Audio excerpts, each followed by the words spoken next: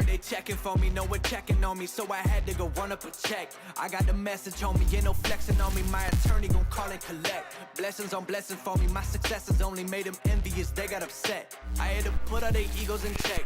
I want the money, the power, respect, and I heard you know so-and-so, you not a threat, cause I really know so-and-so, they like my family, so they go pretend that they cool till they bust at your motherfucking chest. I'm getting gutter, my flow been like butter, my check in the bank, they see the number.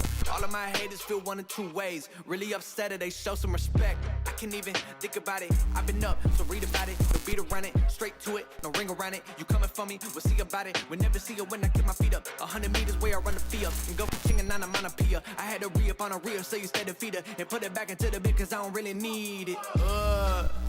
I heard they checking for me, no one checking on me, so I had to go run up a check. I got the message on me, ain't no flexing on me, my attorney gon' call and collect. Blessings on blessings for me, my successes only made them envious, they got upset. I had to put all their egos in check. I had to put all their egos in check. You're not entitled to anything else. I get 10 years of this under my belt. Your art is an art, they don't feel it, and nobody hears it. And this should just stay on the shelf. Your ego done got in the way. It gotta die today. It gotta go. You should be happy I lighten the load. The weight of your arrogance, heavy as stone. I make an appearance, they already know. That chip on your shoulder gon' crumble and fold, yeah. It's not a secret that you have been fearing the shit that I'm on. So you back to the brag and the boast. But I'm in a class of my own. I heard they checking for me, no one checking on me, so I had to go run up a check. Woo! It is another beautiful Wednesday. Welcome back, ladies and gentlemen. This is Drone Brews brewing a brand new episode tonight. Let's just get right into it. Let's go ahead and greet the chat. I see we got Chris Hope, Matt is Drone World, Chad B, Leonard Oglesby, Flying Fin Media, got the Quad Father in the house, Rat Motors, got Fly Zone Drones, Lon's here. We got Yellow Rose Drones, Michael Belshi, finally making it for a live stream. We got Brant Aerials, he says he's lurking about. Got Marco Antonio, Intel Maxwell Multi-Rotors, got Ken Torbeck, Smags FPV, Joe Fotoleo. What's good, everybody? If I missed you, I'm sorry. You know, just drop a comment. Let me know you're hanging out. You're chatting here. Tonight, we're going to be talking a little bit about Inspire 3. It seems like it's really making the rounds. It seems to be that we're starting to see some pretty good leaks on it. So with that being said, let me go ahead and pull my esteemed colleague, Mr. Eddie Nunez, into the chat here. What's up, bro? What's good, man? What's going on? Not much, dude. Not much, dude. So we haven't streamed. When's the last time we streamed? It's what, been 2 weeks almost, I think, since we did a live stream. We didn't do one the week prior, but 2 weeks, yes. You did it alone, I believe. Yeah. 2 weeks ago, right? I believe so. Yeah, that's right. I went solo. I was in Houston. I think it was last weekend before last, I think it was. Mm-hmm. So I took the last week off. I had no Steam to stream. So streaming this week. Next week we're off.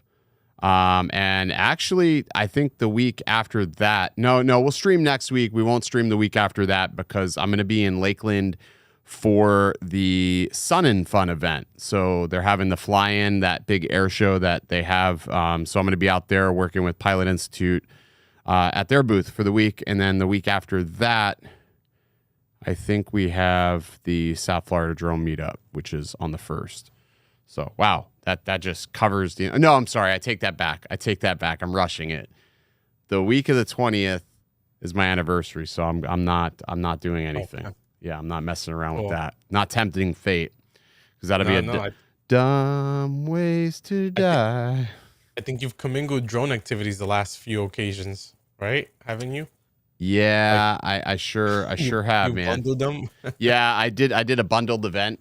So the 1 year, the anniversary was like, it fell, the South Florida Drone Meetup fell on the drone event, and I went, and that was, yeah.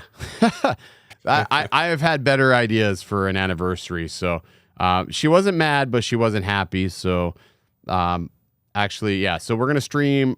Not next week. We'll stream on the 15th, and then no stream the 22nd, and no stream. Well, maybe a stream on the 29th. I'll be with the Pilot Institute guys out in Lakeland, so maybe we'll swing a stream in there. I don't know. We'll see. That could be cool. So we'll see what's going on.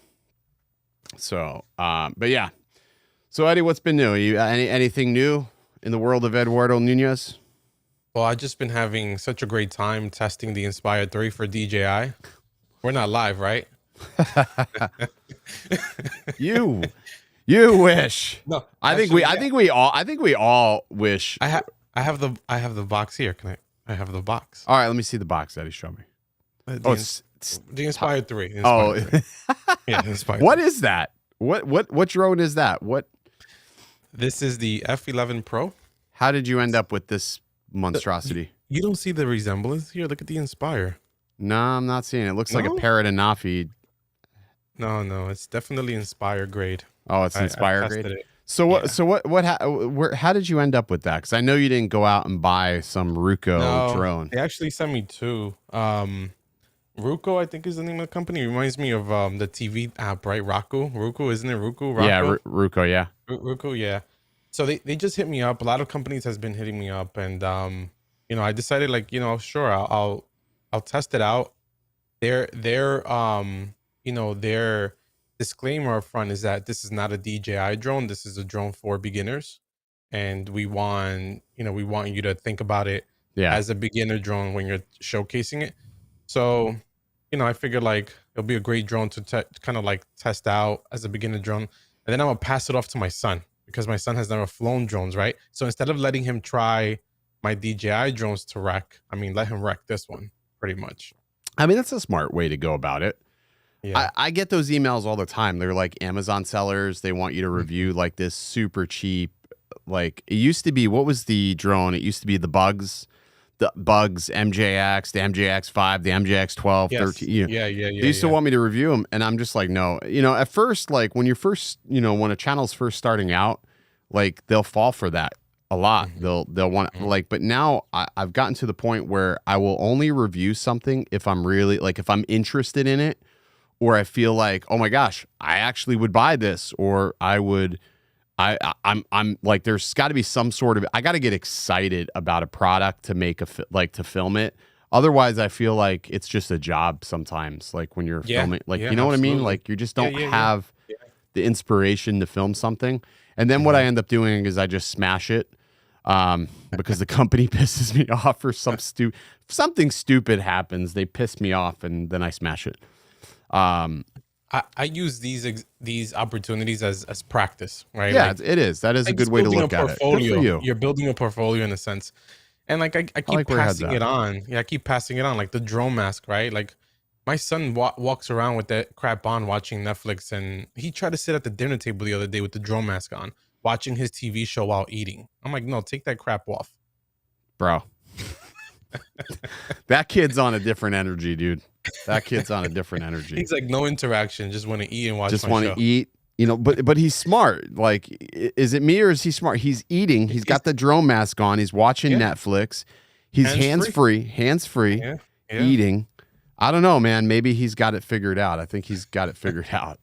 All right, so let's chat about. Let's talk Inspire 3.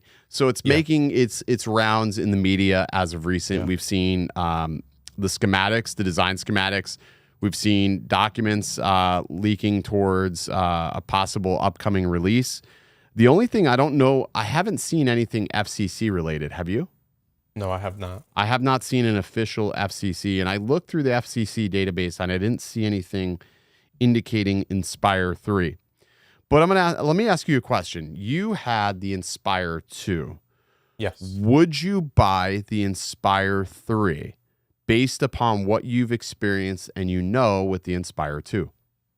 In today's world, no. No? In my position, right, as a hobbyist first. Right. And in today's environment with how drones are perceived, I wouldn't spend that kind of money. I think it's going to be very costly as one. Right. But it's such a cumbersome drone. It's a big drone, and it's a very risky drone is the way I see it, right? Yeah, it really is. Yeah, it's going to give you exposure, right? You're going to get noticed. Yep. You have to really be very careful. One is because there's a lot of money in the air that you're flying, Oh, and yeah. two is you're going to be approached. That's not like a discreet drone at all by any No, it's means. definitely not. Mm-hmm. Would I want it? Yes. Yeah. You know, I think a lot of people want it just because Yeah. it's cool. You know, the arms to track, the possibility of the new X9 camera, and just, you know, having that ultimate image in such a ready to fly package. Because a lot of packages now that you can get similar images are not as easy to fly. They're not, you know, user intuitive. Like you look around and you see some of the heavy lift cinema drones that are available on the market, and they're just not as polished as what DJI has with the Inspire series. So I think that's the grand allure is the quality that you get out of the camera. But I think a lot of people forget everything that you just mentioned, which is it's not easy to travel with. Yeah, It's loud.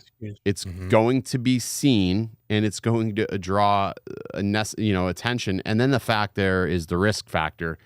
You got a lot of risk that you have to mitigate when you're flying a drone of that size. Yeah, absolutely. Yeah, I mean that's for sure. And the Inspire 2 is a beast of its own. Like the quality is just amazing on the camera, but Right. the drone itself had a lot of opportunities. Like, you know, for starters, it was a light bridge drone. I'm sure this one will be OcuSync 3, no doubt, Yeah, right? for sure. But the Inspire 2 was a drone. It reminds me of like the Mavic 3 when it first came out. It was a drone that was just filled with bugs, and it never got better. And they didn't invest a lot of time in firmware updates. So like the FPV camera was crap. So I would love to see like the Avada version or the air unit on this Inspire 3 as an FPV camera, right? You know, I would. I think they Would need love to to see just better update. battery performance. I think they need to just update avionics. You know, Yes. like just better telemetry back to the drone. Obviously, like you said, OcuSync 3 is going to be a big help. Did you have any problems with your landing gear? In yes, I did, and I remember I sent it to DJI and they fixed it. So there's like the screw in the middle. I think it's called a servo. Yeah, servo. Yeah. So what happened after a while was that my landing gear was retracting, but it wasn't retracting all the way. So when I was landing, the gimbal was actually the camera was touching the ground first before the landing gear. So that was a bit of a problem. And I think was the part of the reason that it was a problem is because that servo is exposed in it's in the middle. It's hard to kind of describe, but it's in the middle, but it's exposed. So like as you're flying around like sand, dirt, you know, just common areas, that stuff is grinding in there. And I think that's what caused my issue. Yeah. I mean, I've seen a lot of people have a similar issue with that component. I think my buddy Airwolf, he's probably replaced three or four of those throughout his time of owning a couple of Inspires. But I think that's just something that you got to take into an account when you are flying a drone that has moving components like that. And the Inspire is really one of a kind when it comes to how the landing gear retracts and the shots that you're capable of achieving with it. But I mean, I think the other thing that most people don't really factor that are looking at this from a hobbyist perspective is that the Inspire is a cinema grade drone meant to do, you know, the work of a professional, right? So when you're doing that type of work, you're almost anticipating the fact that you are going to get your ROI out of that drone. You're going to make that money back. So let's say if you had to replace or repair something, it's money in the bank, right? It's a tool. It's a tool that's doing a specific job that is, you know, essentially it's going to pay for itself. So I think repairs like that are pretty acceptable in that regard. Could be wrong, but I think that it's acceptable at that point. Yeah. No, I think, you know, when you look at it that way, yeah, absolutely. And also you're flying in controlled environments for the most part. Correct. Like a lot of times you're taking off from a landing pad or something like that. So I don't think a lot of the issues are really something that is too alarming. Yeah, that's the way I started factoring things like recently, like when it comes to the drones. Like if something breaks, I'm just sort of like, okay, how much money has this product made me over the course of, let's say, a year? Like, for instance, my Mavic 3. If I went out tomorrow and my Mavic 3 fell out of the air, I would buy another one in a heartbeat because that drone made me a shit ton of money. And it's just, something that I need. So because I need it, I'm going to go out and buy another one. You know what I mean? And it's just ROI. And I think that's the way you got to look at it from the perspective in the Inspire 3. Now, with that being said, it's going to be hella expensive, though. I mean, we're probably cresting well over $12,000 for the base version. And that's probably just with an X7, not even with an X9. I'd imagine the X9 is probably going to be $25,000 at the very least. Mm-hmm. So it's gonna be very expensive. Yeah. And I'm also curious if they're going, like, how are they going to manage the licensing on the Inspire 3? So, like, for example, right, we have ProRes on the Mavic 3. We didn't have to buy it, but on the Inspire 2, that was a separate purchase. Yeah, and maybe that was something that was well, no, you bought with the Inspire 2, I thought it was the ProRes RAW that you had to buy. Yes. Yeah, the DNG.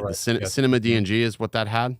Correct. Yes. So it shoots Cinema DNG. So Cinema DNG required a separate license key. But the best of my knowledge, I know that this was a problem with the Ronin 4D, is that Red still owns the patent to shooting RAW internally for video. So you couldn't shoot RAW on the Ronin 4D, even though when it first was announced, they advertised that it was going to be able to shoot RAW.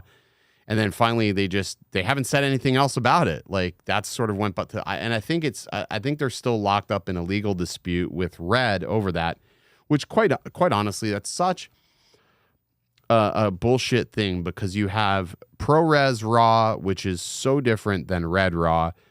And then you have Red RAW, and then you have like Blackmagic RAW. So everybody has like their own formulation of RAW. It just doesn't make sense. Like, just like license it, and you can make more money, because you're likely going to be missing out on an entire market of videographers that need to use that. So I don't understand Red's motive. Like, I know Red has this, really prestigious sort of, ideologist of camera, but I think that they would make a shit ton of money if they license that patent, to DJI, or like, it's not even a camera that directly competes with what Red already has. You know what I mean? Like, terrestrial cameras that you use on the ground or on gimbals don't necessarily compete directly with, a cinema camera that is on a drone like the Inspire. So it just doesn't make sense. They should license that. It's such a silly patent dispute. It is. But I looked up the licensing for the Inspire 2, by the way. Mm-hmm. So Apple ProRes, not ProRes RAW. So Apple ProRes was $500. But it's crazy because and maybe that price is built in to the Cine, because when you buy the Cine, you're paying what was it, $3,500 or $49.99 was the price of that. 5,000. Yeah, basically 5,000. So it's probably built in. Like, could you imagine if they sold that Mavic and then they hit you with another $500 licensing? How pissed off people would have been. People would have been like, people were already pretty upset about the price, considering that it's just ProRes. It's not like, and the ProRes, what was funny was the ProRes footage actually looked worse than the H.265. Mm-hmm. It had a lot of noise and grain. The gamma noise was so bad from like the shadow. It was so bad. That I wouldn't even shoot in ProRes. So it wasn't even something that was like, I need it. But they ended up fixing that. They fixed those issues. But still, that was bad. I would be pissed. I would be so pissed if I bought that. Yeah. Ronin 4D with props. Voila, you got the Inspire 3.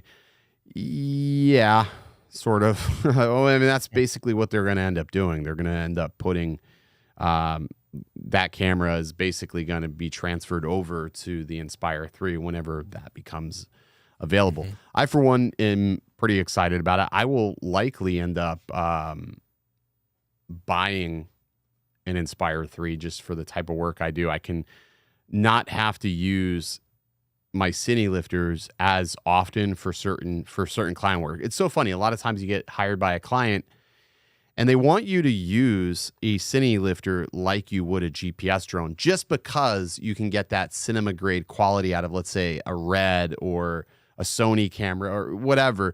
And with the Inspire 3, you'll be able to get similar quality with a lot less risk, I think. And I have much more flight time with an Inspire than I would with my cine lifter. So I'm excited. I'm excited for it. No, the Inspire line definitely has a lot of great features. Yeah, I think about having a dual operator, right? Like someone flying the drone while someone is focused on the camera. I mean, that's huge. And you got to remember that there really isn't a drone that does what the Inspire does as of yet. Like, I know Sony came out with the Sony AirPeak and they tried, but the Sony AirPeak is not even in the same category as far as performance goes. There seems to be a lot of issues, and it's so funny that Sony will not put that in the hands of very many people that fly. They'll put it in influencers' hands that support Sony cameras, but they won't put it in the hands of like true drone pilots or people that do this professionally. I think they are in fear that they are going to get ripped to shreds. I really do feel that they are going to get ripped to shreds over the performance and latency issues. It's a big problem. Anybody that's flown it, that's like, does this professionally, said, yeah, it's not for me. It's got some issues. And I think that's the problem with that drone specifically. I'm surprised that like someone who purchased it hasn't made like a honest review on it. I don't know anybody that's purchased it. I have not. I honestly don't know a single person that has purchased that drone. Like, I don't know a single person. I couldn't tell you one. I couldn't even name, out of all the people I know, I cannot even name one person that I know that said, "Yep, I bought an AirPeak." I mean, I'm sure they're. What is that? Oh, I'm like, where the hell did the other thing go? I'm sure that, somebody bought it, but it's just like, it's the same thing with X Dynamics, right? I don't know anybody who bought an X Dynamics drone, right? Like, it's a gorgeous drone. It's a beautiful drone, but I don't know anybody who purchased one. All of the drones I have seen have come from influencers. If I search for X Dynamics, there may be one or two, but I don't know of anybody that's actually fully purchased one. I mean, I feel for them. I feel like they need some sort of therapy or something, I almost feel like that way. All right, let's move away from Inspire 3 conversation. Let's talk about Axis Flying. They are finally set to release their Axis Flying 3-inch kit for the DJI Avada. Eddie, have you seen that frame kit that they have announced? I have not. Oh, boy. Wow. That thing is absolutely nuts. So Axis Flying is going to release a entire kit. They actually just hit me up while we've been on the stream. They actually are releasing the kit. It's going to allow you to convert your Avada to a 3-inch Cinewhoop. I mean, I can see there's pros and cons of this. However, the cons are that you still cannot tune or do any sort of actions, to the tuning aspect. You can't. I just saw it on yeah, I mean, it's pretty cool. So they sort of took the C35 frame, I think. Like, that's what it looks like. So it looks like C35 frame. It's a carbon fiber base frame. New upgraded motors. So these motors look bigger than the motors it's 3.5 inch frame. And it's going to let you mount the GoPro to the very top just behind. So very similar to the design that I had for that. But you're basically having to solder new motors to the ESC. Most probably won't want to do that. You got to take all of your electronics off of the old frame and then therefore mounting it to the new frame. So there's a lot that can definitely go wrong with this. But the end result is you could have an amazingly stable, robust platform that's sort of like the best of both worlds, super hybrid, but you're for sure going to lose every single warranty you ever chased after. And if you're going to go this far into the tank and transferring this over, while this is cool, you may just be more apt to just build a quad and build something to your specs, and probably can do it even cheaper without the risk of destroying your Avada. You know what I mean? Yeah. So that's my takeaway. I mean, it's really cool. It's really cool that they're doing this. I love the idea. I mean, if there was any DJI FPV drone that they could do it to, it's this, because obviously the FPV drone was a Frankenstein and just an absolute pain in the ass to do this to. So it'll be interesting to see. Like I said, I'm going to tear mine apart and do it. I have 2 Avadas. So the Avada that I upgraded the motors on, I'm going to take that one apart and then migrate all the components over to the new frame.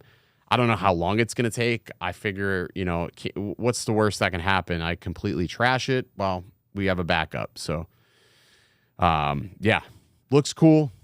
I don't know how many people will actually do this, though. Yeah, it's definitely an investment of time, like you mentioned. I'm looking at all the components now, and it doesn't look easy at all. Like the front plate, but it's not bad. Like, the reality is, once you get the duck guards off of the Avada, now you can take that and then mount it to the new frame, but you still have to solder and make sure your motors all spin the right direction and all that, fun stuff. And you don't know what else can go wrong. There's a lot.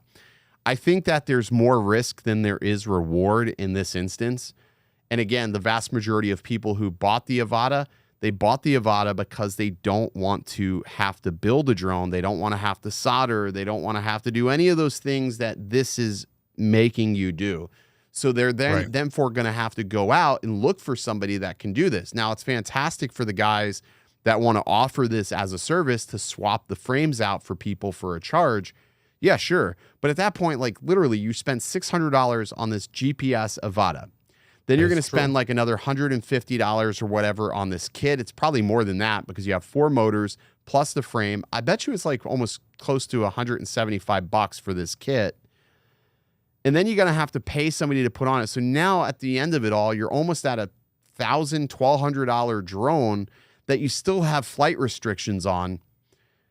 And you still have remote ID built into it. So those are all things that you need to process as you're thinking about this. And oh, by the way, if DJI puts out any type of update that indicates like motor speed or whatever it may happen, whatever they may do, you're now at the mercy of DJI. So I don't know, like while I love the guys at Axis, I think that this is an advantageous thing to sell because it may not render the sales that they want. It may actually cause them more problems than they were, actually looking for, to be quite honest with you.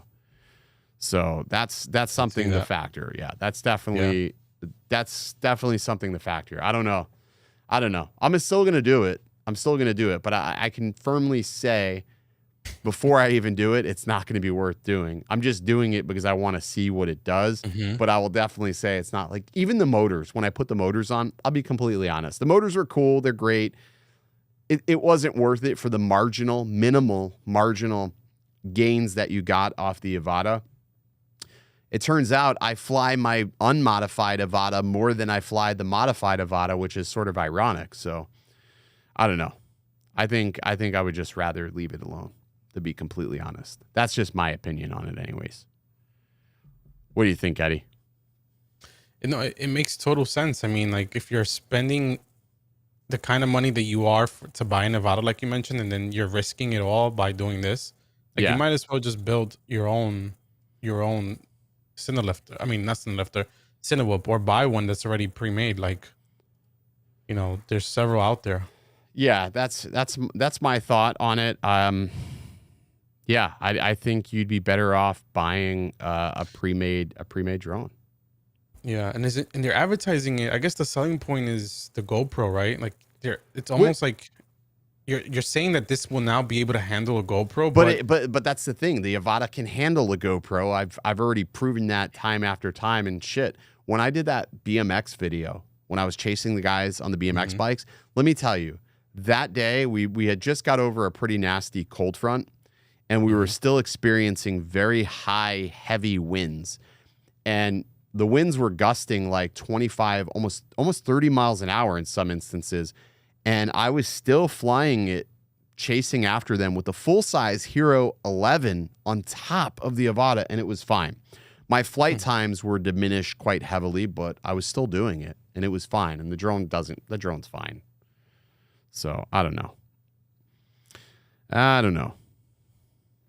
So with the improved motors and the GoPro, right? So if you do the motor swap, do you get better battery performance with a GoPro mounted, or is it the same or worse? Oh, with the GoPro, you're going to get worse performance, and you're going to get worse performance because you cannot tune the Avada to the new motors. Like when I put the new motors on the Avada, I noticed substantially worse battery life because again, like you got to remember when DJI designed the Avada, they designed it for X and Y parameters, right? They said, okay, these are the parameters in which we want the performance to fall into, and it's got to fall within this spectrum. So when you change the motors out and you put something newer on, whether it be a larger stator or a higher KV or maybe even a lower KV, you're going to change the outcome of the tuning on that quad. Now, while Axis has probably messed around with this and figured out like a good sweet spot where they feel the performance is excellent, you're still going to see negative returns on battery life, at least from my experience, what I've done with the motors that they already created for this, which it's just the nature of the beast, I guess. Yeah. I'm looking at the Facebook thread and someone there asked, what about PID? And then their response said, we'll share soon. But what are you sharing? You can't do anything. What do you share? You can't change the PIDs. You can't change the PIDs. You can't change the tuning. I don't know what they're thinking. Like, this is a Chinese company, I'm assuming. The Chinese like hobby companies like this are the most mysterious thing I've ever encountered. They all have this like, don't worry. They all use the same font size too. Yeah, I know. And we'll tell you soon. And then you never hear anything back. Like I'm dealing with this 3D printer company. They sent me this fucking huge 3D printer. It's a Delta printer. I saw on your And Twitter, Delta printers are just ginormous printers. And I said to the lady, I said, hey, I want to give this a fair shake, but it prints like shit. I'm like, it prints terrible.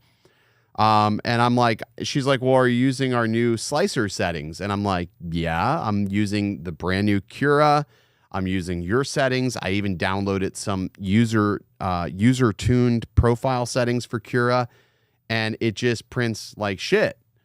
It's fast, it's quick, but is it quicker than my Bamboos? No, it's definitely not quicker than Bamboos. And I said, this is a hard recommendation. You're selling this for $829. It's expensive. For $829, I would just tell somebody to go buy a Bamboo P1P, and they're going to get a fantastic out-of-the-box experience with very minimal effort. And she responds back, she goes, yes, we are aware Bamboo has an amazing out-of-the-box experience. Okay, you're aware? Great. That's what I'm recommending in my review video of your printer that you sent me, because that's what I'm recommending. If you are aware that they have the best out-of-the-box experience, that is what I'm recommending. You just buy a Bamboo. Fuck your printer. It's just like, I don't understand that. I don't understand these companies. They get weirder and weirder every single email I get from them. Yeah. Never, it can't be an American company messaging about something like, least like, I would die for to have one American tech company that is legit just email me something that is like, oh man, that's it. That's what I want. Just so I can get a taste of what it's like to not deal with the insanity. The insanity of dealing with these freaking companies are just, holy shit, man. Aggressive too.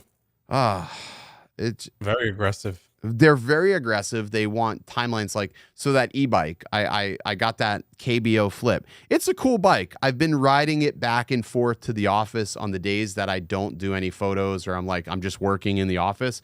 I've been riding the bike back and forth, testing it out. So Friday, I'm going to release that video. That will solidify me as a true drone YouTuber, because I finally made it now that I've reviewed an e-bike. Now I can say I'm a true drone tuber, because that's what happens. Once you review an e-bike, you are officially a fucking drone YouTuber. So I'm releasing that video on Friday, and and they were like, they've been hounding me. When's the video? Listen, you sent me the bike the week I told you I was going to Houston. You sent me the bike. I barely had any time to experience it. I told you that I need a minimum of 2 weeks of continuous testing to determine whether or not I would actually purchase this or if there's any problems. You've hounded me. So I'm putting that in the review, how they've hounded me every step of the way. And I want people to understand, like, fuck these companies when it comes to reviewing a product. If you just got to take your time. Like, you can't just blast something off the minute you get it, because you're not going to know if it's going to be if it's going to be worth somebody else's money. So it's like, it's imperative that you take your time reviewing. Too many times, man. Like, I see it all the time. Like phone reviewers are notorious for this. They'll get a phone and it's the best phone they've ever had, right? Yes. The first review they do, Always. Best phone. It's the best phone. You only had it for 24 hours. How the fuck you know it's the best phone you've ever had? How the fuck do you know it's the best phone you've ever had? You had it 24 hours. That's true. It just cracks me up. And drone reviewers are no different. Like, on release day of no matter what drone it is, if they buy a drone, they're cranking out a video just to get into the Me Too crowd. They'll come up with some first impressions bullshit. They haven't even had a chance to really mess with it, experience it, nothing. They didn't even get a chance to scratch and sniff the label. They didn't even ingest the little silicon packets. None of that. They're just already blasting off with a review. Didn't even get an SD card in. Whoops. Well, the famous title is Watch Before You Buy. Watch before you buy. Fuck your watch before you buy. Fuck your watch before you buy. Like, or the new trend of video is start here. Start here. Yeah. I don't want to start here. I don't give a fuck what your internet certification, you fucking cocksucking YouTubers, you douchebag YouTubers say. I don't care. I don't like the mainstream fucking YouTubers. I don't like them. I'm saying it here. I want to be the Antichrist when it comes to these guys, because I can't fucking stand them. This is why I have mental breakdowns with people. This is why I don't get along in groups. I'm not a team player. I don't get along with them. I don't get along with the people, because they're all selling something. What are they selling me? Like, I'm on fucking in QVC. regards to your bike review, I just want to make sure that you fit the criteria. What is the criteria? Did you do an active track of you riding a bike? I did an active track. I did. Perfect. Oh my gosh. So the craziest shit happened. I'm using the Mavic 3. I should have used the Skydio, right? Yeah. But I'm using the Mavic 3 to do the active track for the B-roll. And, you know, the Mavic 3 with active track at lower altitudes is unpredictable. And now I remember why I don't use it. But so I'm out by the water and there's trees and there's like this service road. Not a lot of traffic goes down the service road, but I'm tracking myself in front of me. I'm in a sparsely populated area. I just want to mention that. And the Mavic is like in front of me. And for whatever reason, it decides it's going to dart left out over the water and go in between two palm trees that I shit you not, were probably like 3 feet apart. And you can see my face. You can see my face. Like, I was like, what are you doing? I was like dumbfounded as I'm pedaling, watching it just dart out in between these trees and do some Skydio like shit and then come back around. I was like, holy crap. Don't do that. It's nerve-wracking. It's nerve-wracking, but it did fine. Like, I gotta say, the Mavic 3 active track is so good compared to what it was years prior. The active track is so good, but when you see this in the video, you'll see the spot. It happens like almost like pretty quick in the video, but it happens so fast that I'm like, holy shit. I thought, because I'm like, if it hit the tree or something, it's going in the water. It's going in the water. But no, it did fine. The active track did good. And it's really good at predicting what happens when you go behind objects, because there's trees in front of me So like periodically, it's like almost like it knows to keep motion going because it's going to keep tracking, like it's projecting your motion. So that's pretty cool to see. Like, but like I said, I would have loved to do the Skydio, but the problem with the Skydio is that I don't think I would have been able to have as much finite control of what the Skydio did or where it tracks. Like, the Skydio's good, but it still does what it wants. Yeah, it does its own thing. Like, yeah, you're only controlling that thing like 20% of the time. And I feel like in that instance where I was, I don't know if the Skydio would have did a better job. And I love the quality of the Mavic 3. Like, I can use log profiles and get like a really nice look, and I can make all of my footage match. I can't do that with the Skydio. The Skydio looks like a flying GoPro.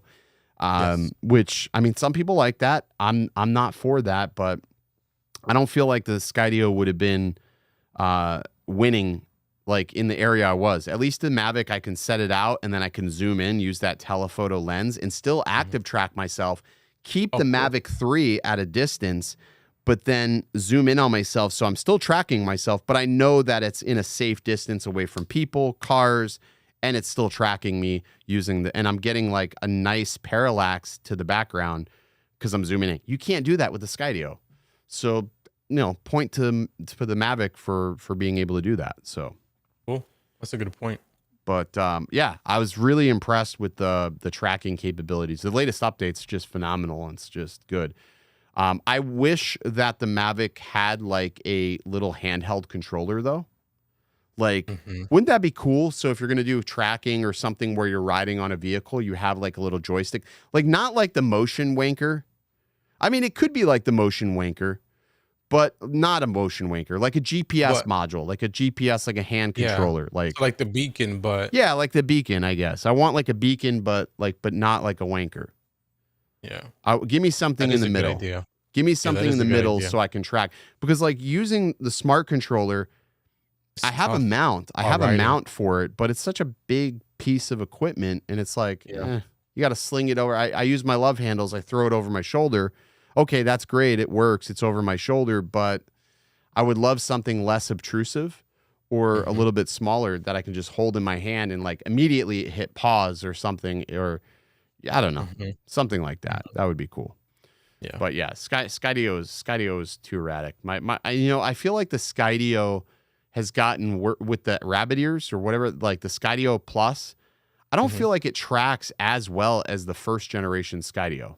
I could be wrong, but I feel like it doesn't track as well as the first generation. Maybe it is a placebo, but yeah, it's just definitely weird. Have you gotten any chance to experience one of those, Eddie? No, so I've never used a Skydio. Really? Yeah, never. I saw one once. Actually, I was with you. That was years ago when I was chasing Xavier. Oh yeah. Yeah, that was the only time, and I think that was like the first Skydio ever. Yeah, that was the very first generation Skydio. That was pretty impressive for back then. I mean, I think like for Skydio, like here's the things they need to do in their next drone to actually Shutter Speed Ireland, thank you so much. 10 euros. Get yourself a brew, lads. I shall. I think that what Skydio needs to do is they need to create a good happy medium between their autonomy and the pilot, right?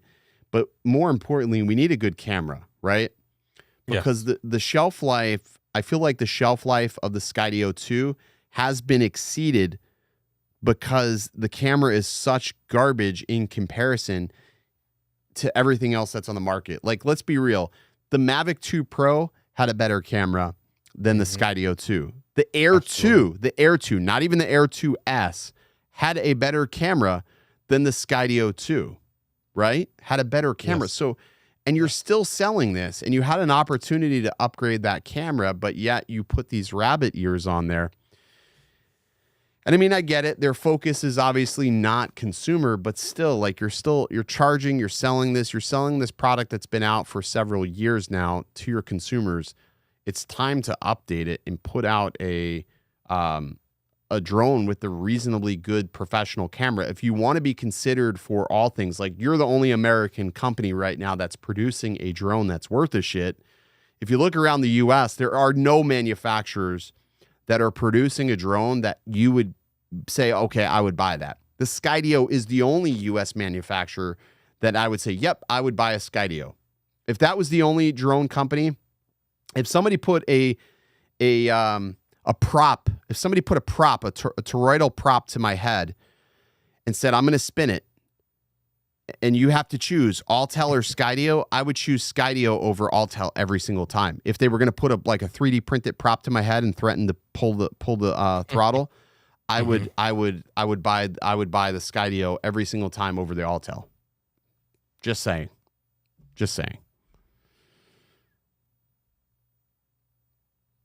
Could you place the Skydio tracker on a drone and follow another drone? You can, but I wouldn't. I don't think that would be a really good idea. What's your opinion on the Mavic 3T? It's a fantastic drone. If you have a need for thermal, it's probably the best thermally equipped drone under $10,000. I think for a price perspective, it's under $10,000, and it's got the same radiometric sensor I wouldn't say the same, but it has a radiometric sensor, same as like what's on Autel. Autel's is like $10,000, $9,600. So, yeah, I'm still gonna go with DJI. Like, sadly, they are the only U.S. manufacturer. That's why they're dumping all their time in commercial. Well, it's not. That's not the reason why. The reason why they are dumping all their time and effort and energy into commercial is because commercial is an instant paycheck. Anything commercial or enterprise is a paycheck. Let's just face it, consumers, you have to decide whether or not you are going to pay your electric bill, whether you're going to pay your rent, whether you're going to pay your car. You, as a consumer, have priorities. A commercial or enterprise or a company that relies on drones, that next purchase is their next paycheck. They don't have compromises. They don't have those same responsibilities. Their responsibility is getting the best equipment that will purchase or be able to propel their business. So they're going to make that decision. So companies are getting smart. They're putting more time and effort and energy into the commercial, into the enterprise realm, because that is what's paying their bills. That's what's making them money, because companies like that require a drone like the Skydio, they're just going to cut a $70,000 purchase order and say, here you go, Skydio, I want the next drone. That's what they're going to do, because it's money in the bank. So it makes sense. Consumers just have too much volatility, I guess, to put it, and emotions too. And there's too much emotion in consumer. And that's the other thing. They can charge whatever they want because nobody's going to balk at the prices. So that's the thing. But I will say in this perspective is consumer does fuel the hype. The consumer realm fuels the hype that creates the interest that people will end up utilizing to purchase the next whatever, you know what I mean? So I mean, there's a lot to be said about it both ways, I guess, the best way to put it. Consumers, they are necessary evil, I guess. Is that even a right way to put it, Eddie? Yeah, it is. They're a necessary evil. We're the ones that demand more and want to buy more. Yeah, that's the way it has to go, though, I think. You know what I mean? That's just the way it is, So, yeah, very very interesting to say the least. So we'll have to see what happens moving forward. I'm excited to see something new come out, but for the life of me, I don't know, who and what is going to put, something new out. The problem is, like, who challenges DJI at this point, right? Who steps up to the plate? Because Autel has clearly dropped the ball several times. And there's really no other manufacturers out there that are producing anything, for consumers. So it's sort of sad, but I would love to see something new. I would definitely love to see something new. I just don't know what that would be. I don't know what that would be or from who it would be from. So yeah, we'll have to wait and see. We will definitely have to wait and see, but hopefully something new emerges, from another manufacturer eventually. In the next, few months, I would say. Who would you want to see something from, Eddie? I mean, like, from just thinking companies overall, like I would love to see, someone like maybe, like Apple, or maybe Apple make a drone. Yeah, I would love to see Apple make a drone. Really? Like yeah. Well, that would be an interesting. That is an interesting thought to see Apple make a drone. I don't even know what that would look like. You know what I mean? I don't know. I don't know if I would want Apple to make a drone. They're so locked down on their interface now. Could you imagine if they made a drone?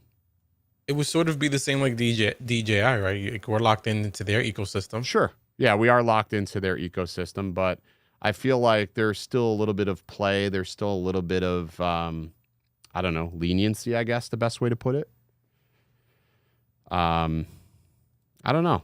That's or Tesla. Like imagine Tesla making like expanding and getting into the creative space and what they can do maybe perhaps with technology, AI, battery improvements, right? Like signal penetration. Yeah. Like I think it's going to take like sort of a company that has already the advantage in terms of from a technology perspective to do more and to think outside the box. Tesla, right? Like, Tesla could, if Tesla made a drone, that would be really interesting. I would love to see the battery tech that Tesla would have, as far as, just the batteries. I mean, that would be freaking nuts, to be completely honest with you. Mm-hmm. Like Tesla might be able to solve the weight issue on batteries and really like expand sub 250-gram drones because of the weight of the battery.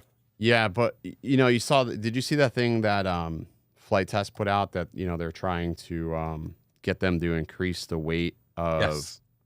What's your thoughts on that?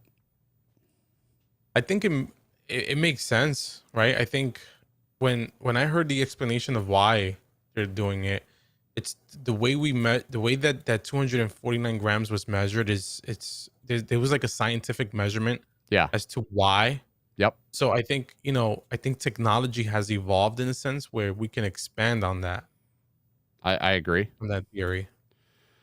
I agree. I just feel like, and this is just me speaking, from a realist standpoint, I feel like we're a day late and a dollar short. Like, I think it's harder to go back to the FAA now or just, the government and ask for this now. Like, it should have been something that was thought about when we were, battling the remote ID aspect, right? It should have been something that was discussed then. Once rules and regulations and, laws are created, it's really hard to get somebody to reverse course on that, right? And it seems like there's a lot of weight in this remote ID.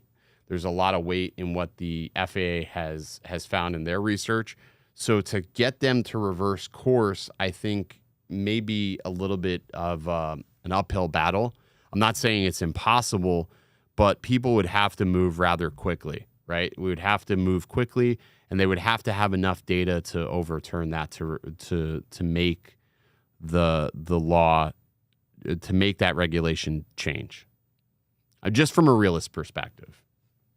Yeah. Like just merely from a realist perspective, there's a lot that would have to happen in order for that to be overturned or changed. And I don't know what I'm not saying that they won't, but I'm just saying that it's going to be a hard ask of the FAA to do that. Like they have their own reasoning behind that and everything. And I mean, it's definitely going to be difficult for them to do. Mm-hmm.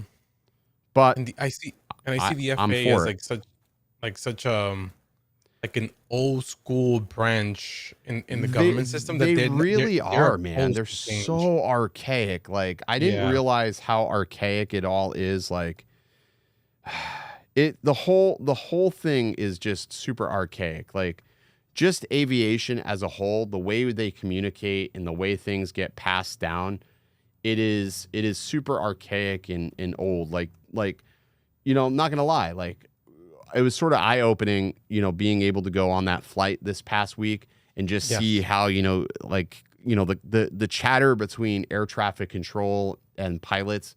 I mean, I guess it's effective, right? It's effective because it keeps airspaces safe. But I mean, in the same turn, I'm just like, man, this is seem like there's a lot of unnecessary movements and a lot of distraction, as a pilot, because you gotta Mm-hmm. change your frequencies and you gotta, Mm-hmm. change, like it just seemed like there was some unnecessary movements, Yeah. It's which I was just sort of like, wow, damn, that seems dangerous. it's the same processes that they implemented years ago have never adapted to change, right? Right. Like why can't you enhance some of these things to be more automated, I feel more like we have computer driven? technology, and I feel like with the FAA specifically, they don't want to rely on technology. It's like they're fine still doing the same thing they've been doing for the past, 60 years, because a lot of it hasn't changed in that many years, which is sort of crazy to think. Like we've got so much new technology, we've got some of the best, planes and detection systems, and just, there's so much out there. And like what's funny is, like, as I was flying, I was thinking to myself, like, what if I saw a drone up at, at this altitude or whatever? Would I have enough time to react? And the reality is yeah, for the most part, yes. But like you can see every other plane and you can see everything else like right in front of you. I'm just like, why can't we utilize some of those technologies to make that work and make, flying safer, or at least drone safer in that regard? I don't know. It was an interesting experience, but then also like talking to some pilots, like just like their hatred towards drones is sort of like, it's weird, man. Yeah. Like I was talking to some pilots, while I was at this event, like airline pilots, and dude, they just fucking straight up hate drones, which I'm like, Yeah. damn. I'm like, I didn't Yeah. realize it was like that. I'm like, and you're at a drone event. I'm like, you realize you're at DRL. Like this is about drones, right? And they're like, yeah, I'm here because of blah, blah, blah. I'm like, oh, okay. Well, cool. I guess you just really hate drones that much. Or I don't know. I was just sort of mind blowing to me, but And it's like that with all of them too. Like anybody that flies aviation for the most part, like whether it's not, helicopter not, or not, not all of them. Some of them, yes. But I've met like, I've got a buddy, he flies for Spirit, and he does not hate drones. He loves them. He takes one with him wherever he goes, and every chance he can fly, he flies. And I'm just like, all right, well, I'm like, you know what? That's cool. That's maximizing your travel time, and that's getting you yeah. to do, to have fun and whatever. And he understands it. I think that some of these guys, the biggest problem is they've just never flown. They've never even picked up a drone. And they really just, for a lack of information, much like they say, like, we don't have information, they're the same way. They don't have the information, and they're just making predetermined assumptions based upon what they think and not what it actually is. So that's always, another factor of all this as well. So, Mm-hmm. but I think for the most part, I think that we can rely on technology to make things a lot safer now. I Yes. really do hope they walk back that rule, because I was thinking to myself today, I'm like, how many drones do I have that are under, 1,000 grams? You know what I mean? Like a lot of them actually. Actually, most Yeah. of them are on the cusp. Like most of my little quads, they're like 500, 600 grams. So like to walk that back would be a huge burden lifted, because now I'm not Mm-hmm. scrambling to try to get those compliant or get them in that 250 gram, genre, I guess, which is real. It's actually really difficult to do. That's a difficult, not so easy thing to do. So I think that would be cool to see. But if it doesn't happen, we're in the reality is we're in no worse situation than we were before. So, I mean, that's something to consider. I mean, we're still in the same predicament, I guess. So, I mean, we'll just have to wait and see what happens. That's all we can do really is wait and see, get a hold of lawmakers and see what they are willing to do and try to negotiate. That's all we can really hope for anymore. I agree. So, but I think overall, I don't think it's going to get, anything's going to get overturned. And that's just me being, a realist though. Like just knowing how lawmakers are with things, it's just doesn't look good sometimes, So, but anyways, that's going to do it for tonight's show. Just, pretty informal show, I guess. But finishing up this thumbnail for this freaking video. Had some freaking for the bike. Yeah, I just want to get this thing done. I want to get it done. I was over it. I don't like when people pressure. Got a Fly High FPV says got a single engine license when I was 16. When I got my 107, I was kind of shocked that the single engine was still on there. Yeah, good luck trying to do that anytime now. Like now it's like $18,000 to try to get a pilot license, even for a single engine aircraft. It's like I priced it out. It's like $17,000. It's freaking crazy. Expensive. Super, super expensive. Yeah, I couldn't believe it. I priced it out. Like after going flying this weekend, I'm like, you know what? Maybe I'll get my private pilot license. Yeah, flight school price. It's like flight school. You can get it as cheap as like $250 an hour, depending on where you go.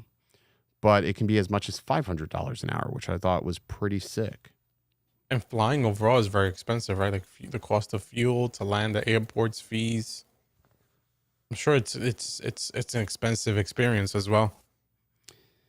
Yeah, it is. I did all the math and I tallied up like all the equipment needed. It was like 17 and change just for the flight school aspect. I think it was 11,000. But then you have like all these like little bullshit fees they hit you with, and I'm like, man, what the fuck? They almost don't make it. They almost make it to where you don't want to think about it. So, for kids, you can go through Civil Air Patrol, and it's cheap as fuck to get a license. But adults can get time with CFI file. Yeah, you can put fuel. Let me tell you, fuel right now you're spending, depending on what the burn rate is. It's about 14 gallons an hour. So 14 gallons an hour is your average minimum fuel burn, but it goes as much as 22 gallons per hour, and that's on like a Cessna 172. Maybe a little less. I know that Piper we were on, we were burning about when we got to our cruise speed, we were burning about 20 gallons per hour. That's a lot. It's a lot of fuel. Yeah. And at $9.99 per gallon. Wow. That shit's expensive. Yeah. So pretty expensive shit. Now, was there a fee to park at the airport temporarily while you guys were there? It was $60. It was $60 to park at the airport. Fair. No, it was cool. So what it is like they have these they have like these flight clubs. That's literally what it is, where you can rent a plane and you can fly the plane, into one of their corresponding airports. Like it's almost like a Hertz. You're going from one Hertz to another, except for you keep the same plane. Like you just park it at the airport. So we flew into Apalaka, parked it there. They gave us a spot to park. It was $60, and then we just had them top the fuel back off before we left, and that was basically it. And you just file. Anytime you're flying into an airspace like that, you just file a flight plan, and then you file a return flight plan, and then you have a window of time in which that flight plan becomes active. So then we just had to be back to the airport before 10 o'clock so we can start doing pre-flight shit, and it's good to go. But I got to tell you, like when we were leaving St. Pete, that was a shit show. A lot of freaking shit happened. That dude, the plane was leaking fuel. So You have to sump. man. You have to sump the wings like to like check to make sure there's no water in the fuel. So they filled it up, and then Bobby's like, "Oh yeah, we gotta sump it, make sure that there's no water in the fuel." So he does the one side, no problem. There's no bubbles, no troubles. Goes to the other side, sumps it, and he walks away to finish doing the other pre-flight inspections. And Kyle, the other founder, was sitting there. He goes, "Hey, how long is that supposed to dribble?" He goes, "Oh, it shouldn't dribble at all. There's a little ball that's going to go back down and stop the fuel from leaking." I'm like, "No, it's leaking pretty good, Bobby." He comes around. He goes, "Oh yeah, well maybe it'll stop. Maybe it does that because it's over full, and it's still just pissing." I'm like, "Huh." I'm like, "I think we should probably get maintenance."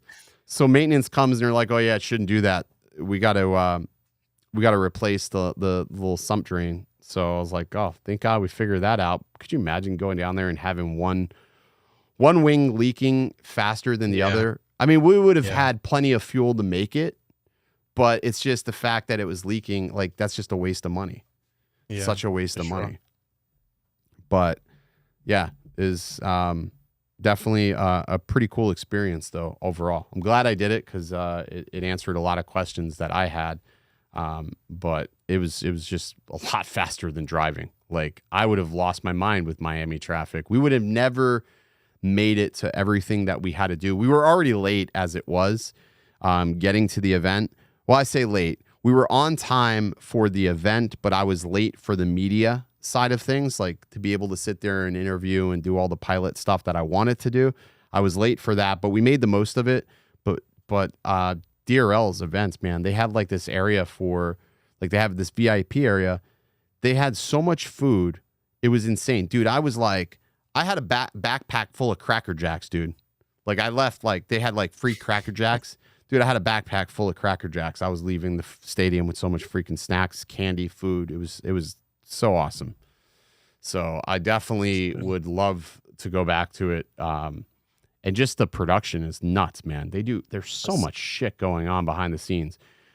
I realized that would be a very hard event for them to do live. They could do it live, but I think it would be very difficult. There's just so many moving components to get it working, to make it, to do something live. Maybe when they get the Racer 5s like fully functional, maybe they'll do it, but very cool event nonetheless. Super fun. I was a little bit bummed though. They did not have the drone show. They promised a drone show at the end, and I don't know what happened. They said that the drone show wasn't going to go off. But what was weird was, as we were walking around the stadium, I didn't even see anywhere where they were going to set up for a drone show. I didn't see anywhere. So I don't know what that was about. I wonder if it wasn't even, if they didn't show up. I don't know. But they really stalled. They even retracted the roof of the stadium and then like we were sitting there for 10, 15 minutes and they're like, "Yeah, there's not going to be a drone show tonight." Like, people were pissed.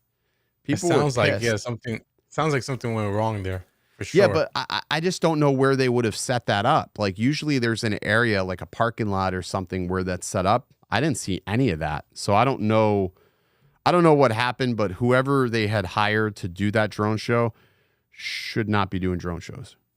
That's all I know. Mm-hmm. So that sort of sucked that happened. But all right, that's going to do it. We'll hit it. Till next week. Adios. Sounds good. Maybe I'll just get out my head and focus on what I know's coming. Yeah. 'Cause I can't fall asleep at night without seeing my dreams. Delusion every